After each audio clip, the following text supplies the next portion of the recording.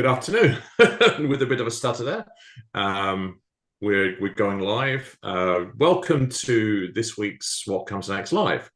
And my guest this week is Dave Stewart of the Fresh Air Leadership Company up in Scotland. Although he won't be in the fresh air too much right now, and he'll explain about that in a moment. I had Dave on in August 2021, and before we went on air, we were just chatting about how so much has happened for each of us and in the world in the last 18 months. So looking forward to hearing where Dave is, what's happened, where he is now, and his thoughts for us on now and what comes next. Welcome back, Dave. Thanks, Tom. It's great to be back. And as you say, a lot has happened, since then, particularly now that we're in our 30s and bits of our bodies are falling off. It might be helpful just for me to explain to the listeners and watchers that the Fresh Air Leadership Company is a small company. We run a network of associates, and we help senior leaders, chief executives, build highly effective leadership teams. And we don't talk about big words like transformation or some of those buzzwords. It's about the effect that leadership teams have on their companies. Mm-hmm. And place is a big important thing for us. So you mentioned I'm based in Scotland. We work around the UK, mm-hmm. but place is part of our recipe because it impacts the way people think and engage with one another. So depending on what our client needs, we will recommend a place for our work to occur. So that's a really important part. And while quite a lot of our presence on social media shows the imagery of the outdoors, it's not always the outdoors. It's just that that's a cool set of photographs that we like to use. Okay, that's interesting. That's a slight shift. Yeah, I re-listened to our conversation from August 2021 before we spoke today, and I found it fascinating just how much has changed. Although the language around place remains consistent. You quite a conversation using an example of a team you'd taken to Dunblane, and how that was appropriate for lots of reasons in that particular case. So what's been going on in the last 18 months? Well, do the physical bit first. I've had a couple of new knees. Okay, so I've got a 22-month-old left knee, and I've got a 2.5-month-old right knee.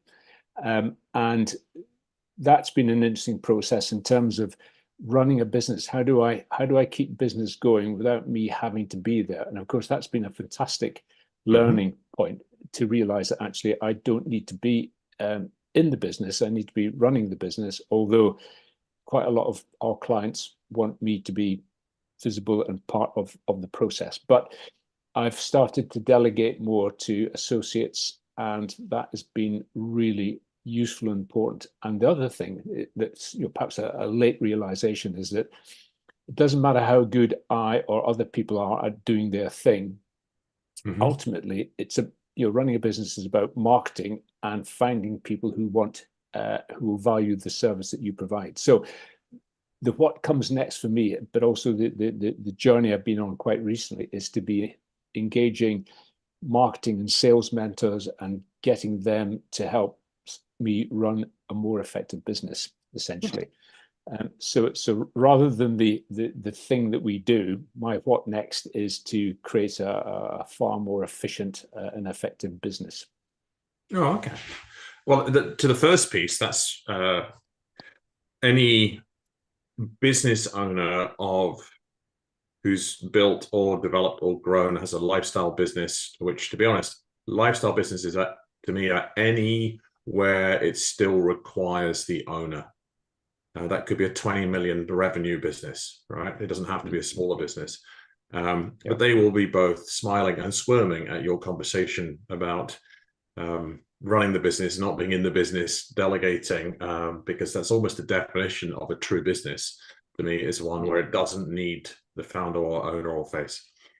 But yes, interesting journey in terms of then where you take it. So I guess so that more of the right people hear about your business and know exactly whether you're the right offering for them.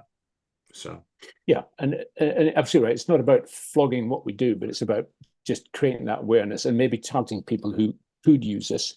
And I think we had a conversation about 2, 3 years ago about essentially referrals.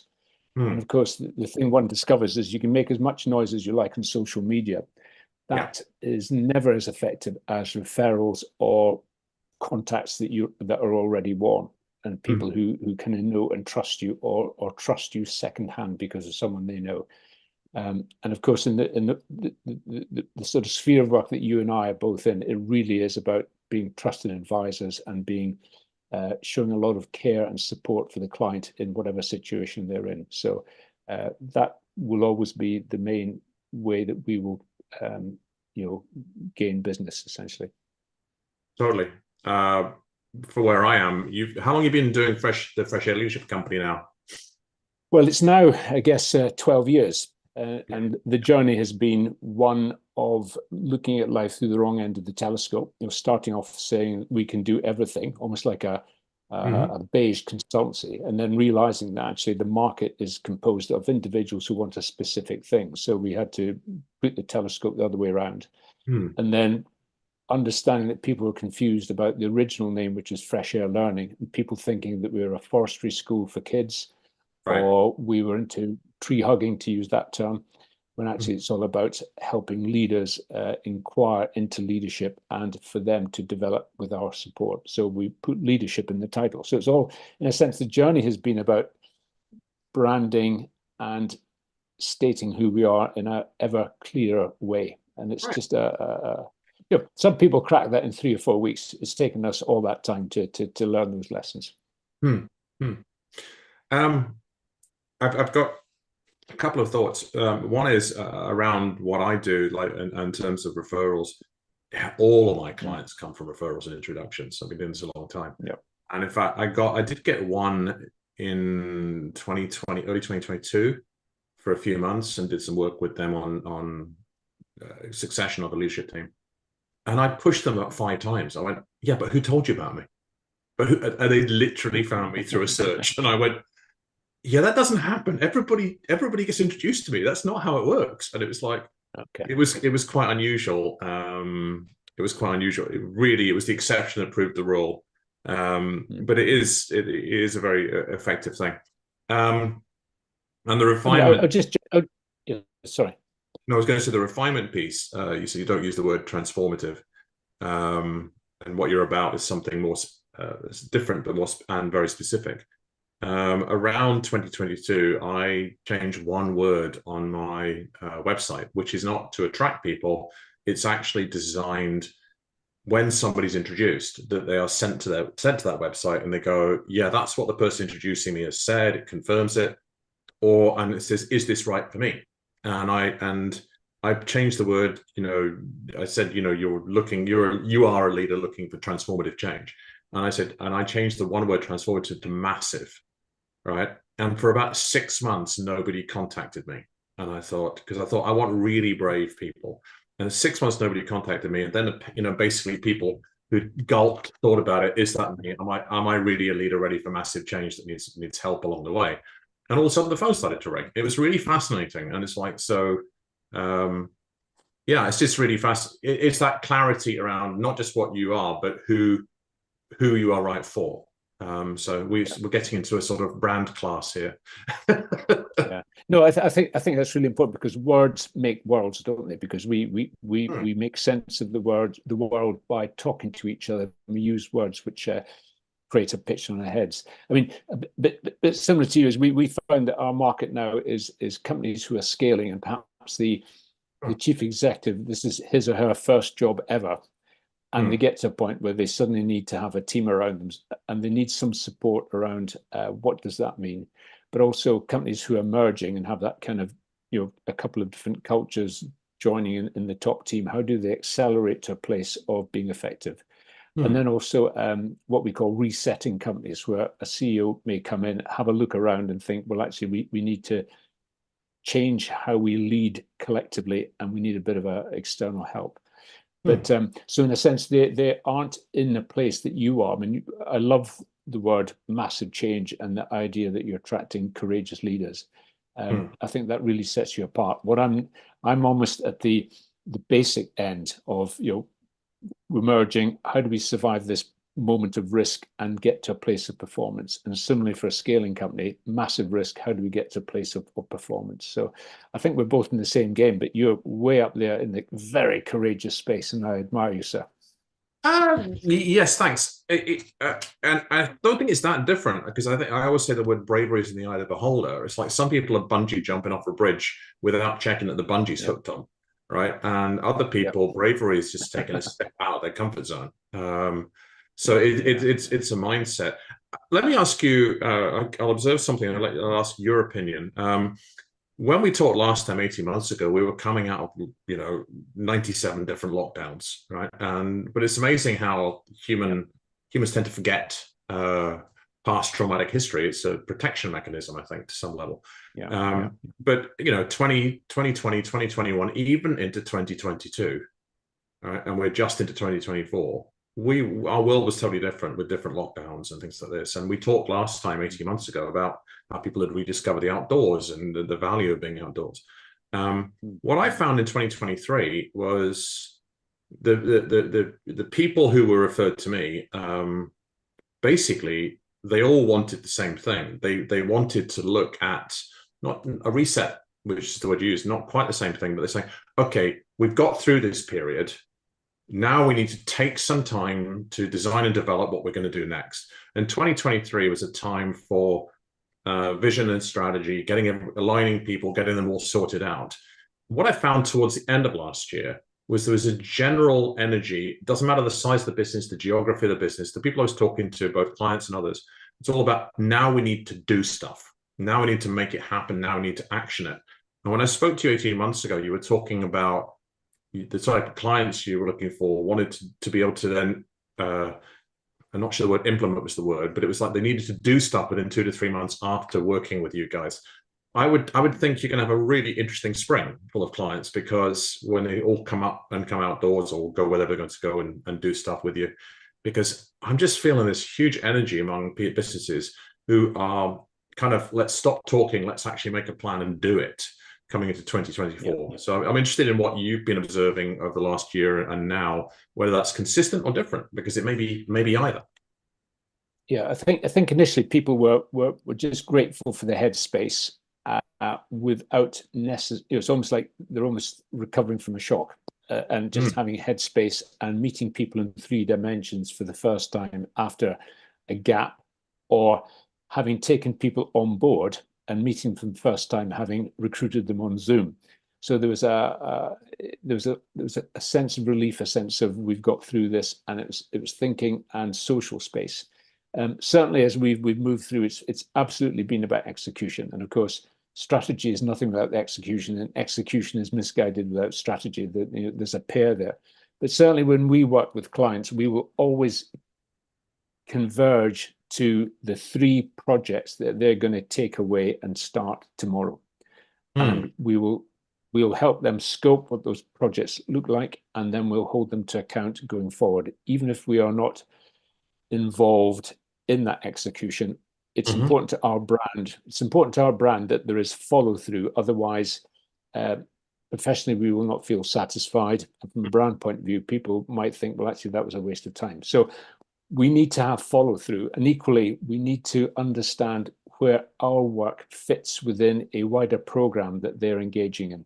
There has to be a story around how all this sticks together. Otherwise, we'll walk away.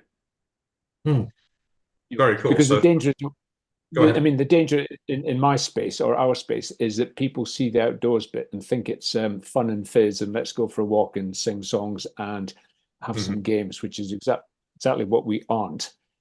So we don't want people being confused about us and sort of think we're going to buy some team games, which actually is just people spending money at the end of a financial year or doing some staff engagement work, which is not our space. So understanding the wider program is important for us to be able to contribute fully and with value.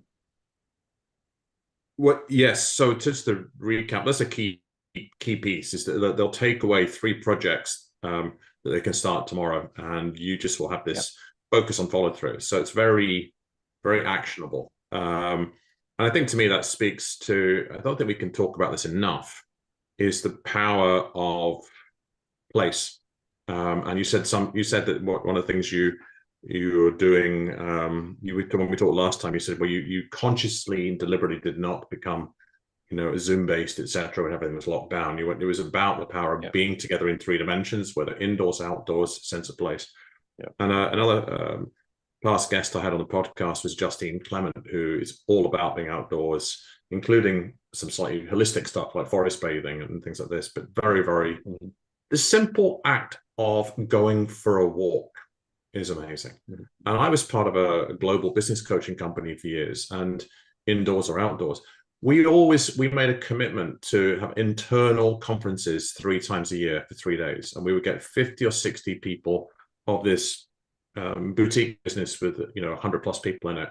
50 or 60 of them would come together 3 times a year around the world, and we always went to a different place and stayed in a nice quality hotel with plenty of indoor things and outdoor things. And so years later, we could go, do you remember the Loch Lomond conference? Or do you remember the such and such conference? And, we go to all different parts of the UK and around the world. And it was interesting, the sense of place, because you could actually remember the room you were in when you made that decision, or you could remember, one vivid memory for me was one person who just couldn't help wanting to lead everything. And they were trying to lead us paddling a canoe in a lake, right? From the front of the canoe. Right, okay. Yeah. When the person leading the canoe has to be at the back so they can see everybody. Yeah. But it's interesting. I mean, we remember things through our emotion rather than cognitively, and actually by anchoring those moments of insight in a powerful place or some other powerful sense, that is really important. The other thing we are often wary about, now I don't know if this talks to your experience, Tom, is actually the chief executive or the buyer, whoever that is, wanting to do the outdoors to their team. Okay. And part of our process is to engage one-to-one with all the participants to understand where they're at in terms of this thing that's coming up. So they're part of the design process, because there's huge risk in, say, a triathlete chief executive is going to do a triathlete to their people. There's a whole thing around inclusion and psychological safety and all the rest of it that we are very sensitive to. But yes, place is definitely an anchor point. Absolutely. I mean, just to give you another story about one of our clients is that they're a fast scaling company, and the founder had a really powerful place-based founder story about the moment he thought he needs to build a company around something, and it happened in a place.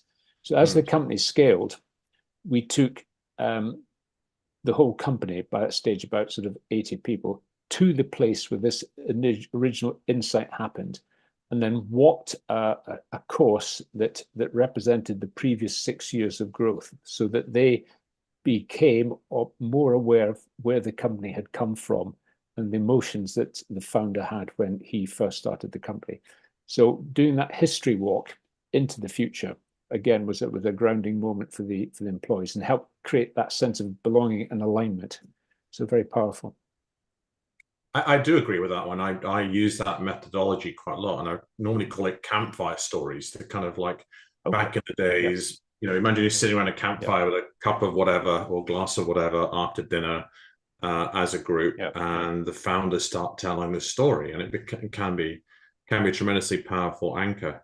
You briefly touched on that term psychological safety, which was popularized by Google a few years ago. And you're quite opinionated on LinkedIn about these things. And a little story of something I just observed just the other day, and I'd like you to talk about the post you put up recently about psychological safety. And the observation I had was a picture sent by somebody in my network with about 20 guys, and the picture just said networking. 20 guys at one of the PGA golf events in the States, known as one of the most raucous ones for behavior, and the crowd is boisterous, etc., etc. What do you think that crowd looks like in terms of demographic, Dave, at a wild guess? Oh, bunch of white guys. Let's start with gender. Okay, blokes, white, mid-30s to mid-40s. Yeah. Boom. Right. So I thought that's a networking event that's been running from that broader industry group for a long time. What does it say about DEI, for example? It's and Yeah. if you invite, they said, "Oh, but you must come." But you're not creating an environment that is going to have people feel comfortable. So that's just a slightly offbeat, tangential story. But talk about your thoughts on psychological safety, because your own leadership experience is wide and deep. Yeah. I think psychological safety has been, it's a great buzzword, and it means slightly different things to different people. And I have just picked up, and maybe it's the feed I receive on various platforms, that it's been picked up by two sort of groups of people. One is psychotherapists and psychologists who feel that actually this is our territory and you've got to be very, very careful. Okay. And other people who are picking up on it is that, we need to put an arm around everybody. We need to be, sympathetic or empathetic, quite different things. And we need to, cuddle everybody into a place of coziness. I come from a perspective where this is a team climate thing rather than an organizational culture thing, because it's that localized, and it's about getting stuff done in the most collective, collegiate, and collaborative way. And it's about, the four stages that I like, I can't remember the chap's name, but it's about, stage one is inclusion. So how do you make people welcome? So it's about the onboarding process. It's about stage two, which is about allowing people to learn by asking questions and making mistakes, where that's possible. Obviously, you don't want your surgeon making mistakes. Level three is about feeling comfortable to ask, to offer your opinion. And then stage four is being comfortable enough to challenge the status quo in a constructive manner. So you want to change stuff. And all those things lead to getting stuff done. And you asked a question separately about the military, and where does humility lie in things like command and control, and almost a subtext about, isn't this anti-psychological safety? And I replied saying that in the military, and of course there are patches where this doesn't happen, that there's a subordination to the task. Okay, we're all in here, we're all in this together to deliver on the task. And as leaders, wherever they may be in the organization, their role is to care for their people and help them to play a part in the team that delivers the task. And for me, that what drives my value of psychological safety. First of all, it's not new, okay? It's not rocket science. It's not the preserve of psychologists or psychotherapists. It's something that involves us all. It's about creating the conditions for collective success. So that's kind of, I come from that almost like a very back to basics. Good leaders have always done this. So let's help leaders in the future become good leaders. Let's not call it psychological safety. Let's just help people become good leaders. And one day, hopefully, we won't call it a thing. Okay. Yeah, yes, excellent. So if I link it together, so it's not a preserve of any professional area, it's all people responsible for a team in whatever fashion. The idea of subordinate to the task, so just to repeat those four things, is inclusion, creating an environment of inclusion, where people are allowed to learn, comfortable to offer their opinions and challenge the status quo. If I then think of that from a drilled down to a task, and you can think of it in the military, you can think of it in the civilian sector, there is a time and a place for that. But an example of that is if I was running a meeting for a business I was leading, and somebody brings up something that isn't relevant to what we're doing right now, right? I'm not going to shut them down, but I am going to say, that's a great question. We have to focus on what we're talking about today, though, and that I'm not seeing that that's relevant today. Can I talk to you about it later? Right. And that is, to me, is an example of psychological safety, or however you define it, because that person still feels included, they still feel part of the room, they still feel heard, but you are making sure they recognize that we are all subordinate to the task at hand. And in the military, there's a time, what people, I was talking to a guy who I'll get on the show later about, who's building a recruitment platform for ex-service people in the UK.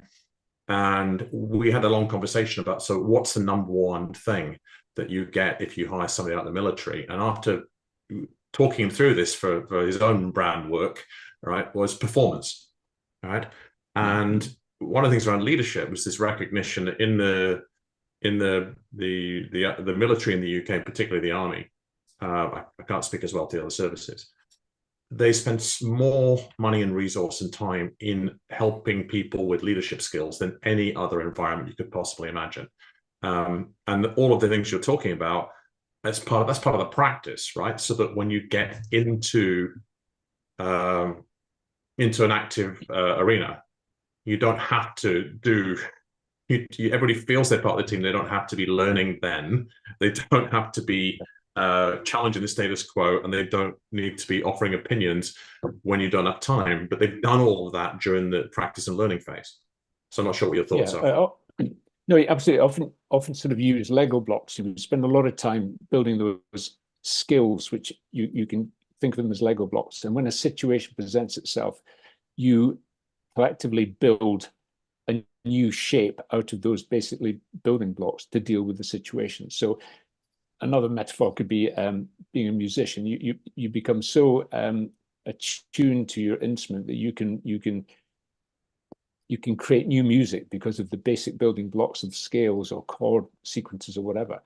And that is really artistry. But you've done all the hard work in developing those core skills, which you can then put together in different ways to deal with the situation.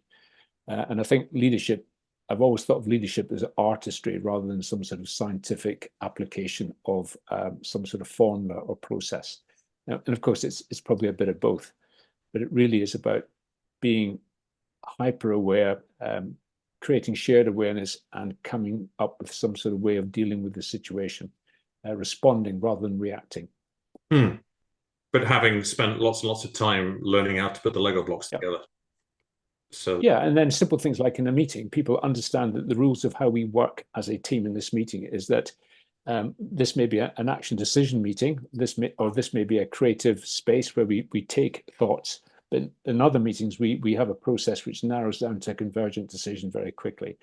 Another thing I say to people is, how much level 4 can you handle? How much leadership can you handle? How much creativity can you handle? If you've got a hugely creative organization, that's great, but do you have a mechanism to allow people to understand when they've offered 5 suggestions in a row and you've said that we can't have that? That's not the right. What's the process and agreement between you to accept knockbacks? But that I don't want to use the word knockbacks. That sounds quite negative. Thanking people, but not here, not now. But keep on giving us the suggestions. I think that's a really interesting question that leaders of any organization can ask themselves, as to what's the appropriate level of conversation. Like, to what level is it going to be, let's move forward, get the task done, etc. And at the other end of the spectrum, just wild creative brainstorming constantly for weeks or months on end. And yeah, I mean, that could lead into a whole another conversation, but it's a really good point, because there's a time and a place for each of them. And I like what you were saying, because before putting this podcast on pause, which I just restarted a couple of weeks ago, one of my guests was Carrie Goucher, who is so obsessed with meetings being effective that she literally did a PhD in meetings and now has a business around Fewer, Faster, Bolder, I think was the name of her business, if I remember correctly. But it's almost exactly what you're talking about, which is like, let's understand the frame for this meeting. Is it about execution? Is it about creativity? And make sure that people understand the framing of it, which is framing is a huge part of people feeling comfortable and included, or safe, if you will. And I like the work of Patrick Lencioni in his book Death by Meeting, where he actually explores the different types of meeting. And if you can get them into a drumbeat, then actually you get people turning up with the right mindset for that particular agenda. And I think that's a really efficient way of doing it. I'll just for the audience, I'll just give one idea, which one of my clients picked up over a decade ago and was transformative, made a massive change. They used to have a weekly meeting it was a family business, quite a large one, but they all got together early evening once a week, and then they went for a big family dinner. They were always late for family dinner because the meetings overran, and one of the family members ran the meeting. And after some framework explanation as to some tools for how to shift your business that we were giving them, they said, "Okay, that's it. I've got an idea. Here's what's going to happen." We spent ages in meetings at the drop of a hat getting into the details and the minutiae of like what kind of door handle to put on a warehouse was literally one of the cases.